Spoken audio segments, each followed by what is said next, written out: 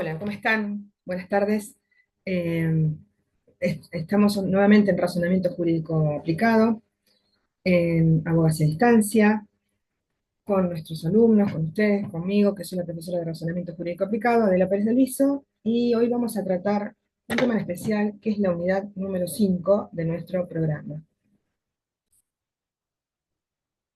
Bueno, nuestro módulo 5 esta vez trata de las hipótesis conflictivas, del denominado activismo judicial. Tratamos de distintos temas, como los casos de protección del medio ambiente y los razonamientos en los fallos que se dictaron al respecto. Se va a hablar de un caso judicial, que es el caso Mendoza Beatriz contra Estado Nacional, y se lo va a analizar desde un punto de vista del razonamiento jurídico. Y hablaremos del razonamiento por reglas y el razonamiento por ponderación y el método de las compensaciones.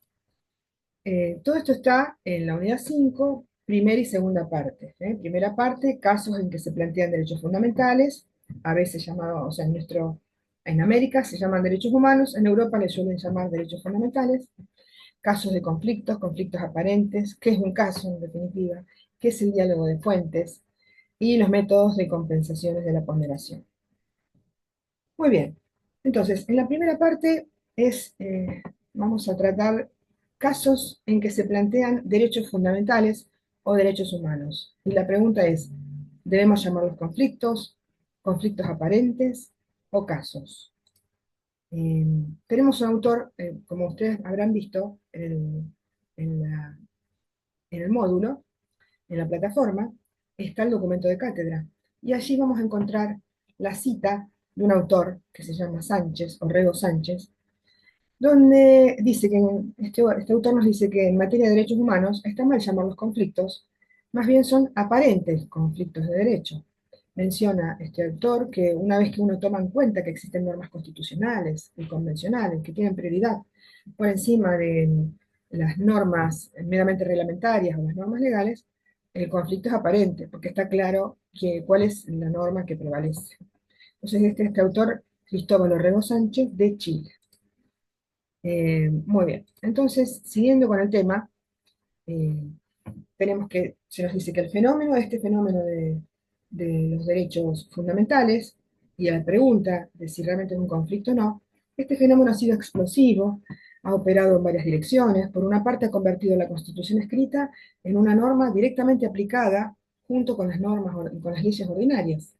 Eso también, eso que este autor, Orrego Sánchez, que es de Chile, lo dice para Chile, también pasa en Argentina. Porque, por ejemplo, nuestro nuevo Código Civil Comercial, nuevo entre comillas, porque ha sido dictado en 2015, tiene normas que provienen en realidad de la Constitución Nacional y de las convenciones internacionales de derechos humanos. Entonces se ha constitucionalizado la normativa legal. Por eso es que cada vez son menos conflictos y son más conflictos aparentes. Desde ese punto de vista, son conflictos aparentes. Este cambio de paradigma ha convertido la apelación por los derechos humanos en un elemento central de la argumentación jurídica, para estudiar argumentación jurídica. Y al menos en el nivel de apariencias del razonamiento práctico jurídico acerca de qué debe darse, qué debe adjudicarse a cada parte en una controversia. Eh, Otra autora, también citada en nuestro documento de cátedra, llamada Soledad Bertelsen, sostiene que hay ventajas en utilizar un análisis de casuística en la Corte Suprema. Ella se refiere a su país latinoamericano, nosotros lo podemos aplicar a nuestro país. Y ya vamos a ver cómo utilizamos fallos de la Corte Internacional, de la Corte de Justicia de Argentina para analizar situaciones de razonamiento jurídico. En esos casos hay que hacer análisis de los casos en que están en juego las libertades de la enseñanza, en contraste a lo mejor con la honra, intimidad o propiedad de otra parte. Entonces hay que ver cuál de esos derechos humanos fundamentales es el que prevalece y por qué prevalece. Bueno, ahora vamos a hablar entonces del método de diálogo de las fuentes, método de diálogo de fuentes. En esto vamos a seguir a la autora Guillermina Zabalza, de la UBA, que sostiene un punto de vista de una filosofía integrativista, trialista. Afirma que la complejidad que tenemos en nuestras normas es un desafío significativo, esa distinción de las ramas del derecho, el derecho público, el derecho privado, dentro del derecho privado, qué sé yo, el derecho laboral, el derecho civil, eh, el derecho de los consumidores, o el derecho comercial, y en lo público, el administrativo, el penal. Es decir, esa distinción es como que hoy en día se ha desdibujado, porque por ejemplo en el derecho laboral tenemos el orden público laboral, tenemos normas administrativas de control del trabajo no registrado, y hay una serie de normas que rozan lo público. Y a la vez, en el derecho público tenemos una serie de normas que refieren a la privacidad, a la libertad, a la propiedad, que forman parte de lo que tradicionalmente se consideraba derecho privado. Así que esas divisiones de las ramas del derecho hoy en día han quedado desdibujadas y como compenetradas una con la otra. Dice esta autora que la distinción o división ramas del derecho, si bien produce una sensación de seguridad, nos parece que, bueno, como ustedes que estudian, pasé administrativo, pasé penal, ahora voy a estudiar laboral, está todo puesto en tuppers, digamos, dividido. Eso da una sensación de seguridad, pero también causa una mutilación en la riqueza de la comprensión que podemos obtener mediante el paradigma de la complejidad pura de una rama del derecho con la otra. Hay una interrelación entre los distintos saberes. Esto nos dice la autora Guillermina Zabalza. Ténganla en cuenta porque es una doctora en Derecho que está en la UBA y me interesan mucho sus ideas filosóficas. Esta autora postula una posición más favorable al diálogo que se desarrolla a través de lo que se llama constructivismo. El constructivismo en realidad es una corriente filosófica que forma parte de la educación, que habla de que en la educación, cuando el que educa, en realidad también se educa.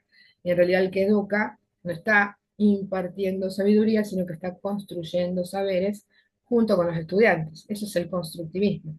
Bueno, acá la autora Guillermina Salbalza lo trae al derecho y lo entiende como constructivismo en derecho. Dice, para el constructivismo en derecho, esto no es algo definitivo y clausurado en el tiempo, sino que es un fenómeno complejo que está construido por las distintas ramas, diversificadas por particularidades sociológicas, normológicas, es decir, las normas que lo componen, axiológicas, es decir, los valores que lo componen, que culminan en exigencias de justicia que son complejos. Y desde la filosofía integrativista trialista, el derecho es un fenómeno complejo, no está compartimentado, y es un sistema que es abierto y dinámico. La doctora Zabalza sostiene que hay un gran debilitamiento de las paredes entre el derecho público y el privado, se ha provocado la publicización del derecho privado y también algunos aspectos privados en el derecho público. Nuestro Código Civil, como les decía, ha receptado una serie de derechos y principios que provienen de los tratados internacionales de derechos humanos. Por eso, para el derecho privado, es vital observar lo que se llama el diálogo de fuentes. Diálogo de fuentes. En suma, el diálogo de fuentes que propone el Código Civil y Comercial, porque lo menciona el Código Civil y Comercial, que se debe trabajar interpretando con un diálogo de fuentes, nos interpela este diálogo de fuentes a pensar y reflexionar el funcionamiento del derecho y de sus fuentes, así como los diversos criterios de decisión que se pueden tomar en torno al régimen de la capacidad, los derechos personalísimos, como por ejemplo, la integridad de las personas, la privacidad de las personas, son derechos personalísimos. También hay cuestiones referidas a las relaciones intrafamiliares, las relaciones patrimoniales, y se deben contemplar relaciones dialécticas y de complementariedad en este sistema. Bueno, ahora pasamos al tema juicios de ponderación, un tema muy caro a los jueces, y sobre todo a los jueces que deben trabajar a nivel apelación y recursos superiores, ¿no? El juicio de ponderación. La protección de los derechos fundamentales requiere de realizar una ponderación entre principios constitucionales, lo que implica una actividad de argumentación jurídica. Esta actividad se lleva a cabo por cada uno de los jueces en Argentina, en especial en la Corte Suprema de Justicia, mediante el control de constitucionalidad de la ley, de la norma. Uno analiza, bueno, esta norma es constitucional o no, no está afectando un derecho constitucional. Y ahí el juez se ve en la necesidad de proceder a la ponderación, juicio de ponderación, en los casos sometidos a su consideración. A través de esta ponderación de principios se busca dar una tutela real y efectiva a los derechos fundamentales porque se requiere de una actividad de ponderación entre principios constitucionales para determinar cuál es el que debe prevalecer. Y la ponderación entonces es la forma en que se aplican los principios. Acá viene la definición. Ojo, que aquí viene la definición. La ponderación es la forma en que se aplican los principios, entendiendo como tales las operaciones que se deben seguir cuando dos principios aplicables a un caso concreto entran en conflicto y deben definirse cuál es el que prevalece. ¿Eh? Se estima que los principios jurídicos, al igual que las normas, los principios jurídicos también son fuente de derechos, son una fuente material, son una fuente no formal, no está atrapado en algo que lo define y lo escribe. Ya si lo define y lo escribe, ya se transforma en una norma legal que está inspirada en un principio jurídico. Como dice Ronald Dworkin, es como un estándar los principios jurídicos que han de ser observados, no porque favorezcan o aseguren una situación económica, política o social determinada, que se considere que sea algo deseable, sino porque es una exigencia de justicia, la equidad, una existencia de la justicia, de la equidad o alguna otra dimensión propia de la moralidad. Esto es para Ronald Dworkin. De esta manera, estos principios son concebidos como normas de manera material, como les digo, con un contenido axiológico de justicia, equidad o moralidad. Tenemos otro autor que ya lo hemos estudiado, ¿se acuerdan que en unidades anteriores estudiamos a Ronald Dworkin, estudiamos a Alexi? En palabras de Alexi, los principios estos, de ponderación, para realizar ponderación, son mandatos de optimización. Y en cambio, las reglas escritas son normas escritas que contienen los mandatos definitivos y se pueden inspirar en el principio de optimización. ¿Por qué optimización? Porque es como si fuera algo hacia donde vamos. Lo óptimo sería eso. ¿Eh? Los mandatos de optimización son los principios que nos ordenan y de esa manera vamos a dictar normas en pos de los principios de optimización o vamos a tomar una resolución judicial en pos de ese principio de optimización. Ahora vamos a hablar de la ponderación y las antinomias. El autor Ronald Dworkin, que ya hemos mencionado en los párrafos anteriores, dice que los principios del derecho poseen una dimensión de peso o de importancia de la que carecen las meras reglas escritas, las normas positivas inferiores. Los principios generales tienen una dimensión de peso o de importancia mayor que las reglas. Ahora, supongamos que nos encontramos ante una contradicción entre principios, incluso un principio y otro principio. El principio de la privacidad y por otro lado el principio de la propiedad en una empresa, por ejemplo. La privacidad del trabajador y entonces puede la empresa ir y directamente abrirle el locker sin que esté presente el trabajador y preste su conformidad. La empresa dice, no, yo necesito abrir el locker por seguridad de toda la empresa. Y ahí tenemos dos principios grandes, la seguridad de la empresa y la propiedad, y por otro lado el principio de privacidad e intimidad del trabajador. Y hay veces que uno dice, bueno, este principio es bueno, es muy importante que lo protejan. Y después uno dice, no, pero este otro principio también es muy importante. Y ahí es cuando se produce contradicción entre principios. ¿Eh? No principios generales y las normas inferiores positivas, sino contradicción entre principios. Y entonces hay que ponderar qué principio en un caso concreto es el que vamos a aplicar. Hablemos de la antinomia. ¿Qué es una antinomia? La antinomia puede ser definida como una contradicción entre normas de un mismo sistema jurídico. Establecen consecuencias incompatibles una con la otra. Por ejemplo, a veces ocurren muchas antinomias cuando se produce un cambio político en el Estado y se dictan nuevas normas que funcionan como parches a la ley anterior. Entonces hay un parche en el artículo, pónganle 18, cuando en el artículo 5 decía otra cosa, y quedan contradictorios.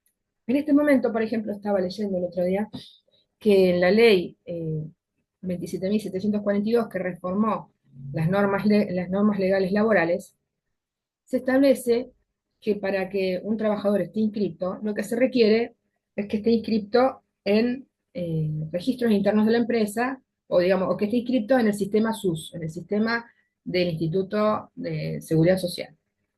Pero no, ya no requiere más, como decía antes el artículo 7 de la ley 24.013, decía que tenían que estar inscritos en el libro de sueldos. Pero resulta que la ley de contrato de trabajo, que no fue derogada en esa parte, Dice que todo empleador tiene que llevar el libro de sueldos. Entonces, ¿tiene que llevar o no tiene que llevar el libro de sueldos? Acá tenemos la ley de contrato de trabajo que dice que tiene que llevar el libro de sueldos, que si no lo lleva, el artículo 55 dice que y lo intiman a presentarlo, no lo presenta, va a valer como una presunción fuertísima en contra de la empresa. Y después resulta que la ley nueva, 27742, dice que un trabajador para estar inscrito tiene que estar inscrito en el sistema, no necesita que esté en los libros de sueldo. Entonces ahí aparece una antinomia, ¿eh? Una norma en contra de una norma, antinomia. La antinomia puede ser definida como la contradicción entonces entre normas de un mismo sistema jurídico que establecen consecuencias incompatibles o contradictorias a un mismo presupuesto fáctico o situación de hecho.